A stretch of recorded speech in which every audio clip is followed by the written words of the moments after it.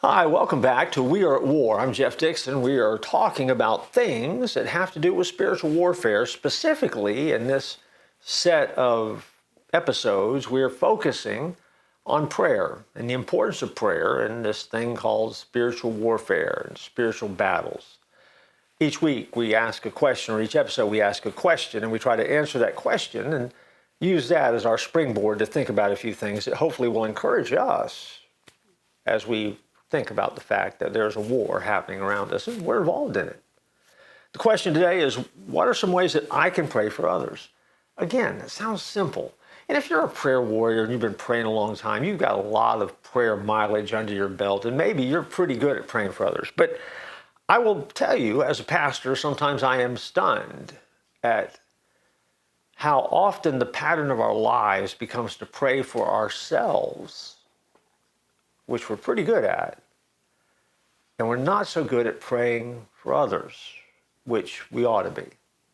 They say, well, man, you just described me. I'm not trying to pick on you. I'm just saying that's the way it is. And that's what we struggle with sometimes. In Ephesians chapter 6, Paul's admonition about the importance of prayer is to pray for all the saints. Every Christian is included in that phrase, all the saints. And if we compare how Paul prayed for people with how we often pray for others, we might be surprised. See, we pray for other people to be healed of their sickness, to find a good job, to have a safe vacation, to restore a relationship, and so on. Things that tend to have more to do with personal comfort than anything else. Our prayers tend to be focused on the material, the physical aspects of life. And don't get me wrong, God is concerned about those things in your life. But maybe he's not as concerned with those things as he is about the spiritual things, the deeper things, the things that have an impact in your life for eternity. See, the Apostle Paul prayed continually for the saints in the churches he founded and ministered to. And when he prayed, he focused on the spiritual, non-material aspects of life. He prayed for increased love. He prayed for more power. He prayed for greater discernment.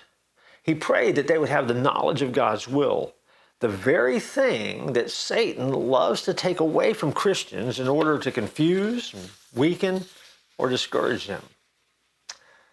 And so the answer to this question may be vitally important, not just in spiritual warfare, which it is, but maybe in your own personal prayer life. I'm not going to say we pray often for the wrong things, but I would suggest to you that many people don't pray for the best things.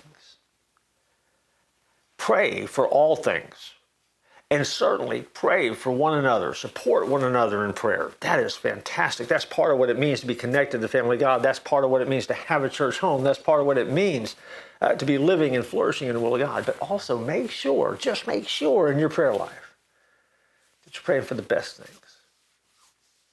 And then the other stuff too. And you'll be amazed at how God moves and answers those prayers. Pray for all the saints. And yes, that means that people might be praying for you because, well, you're a saint. Who knew? I look forward to joining you next time.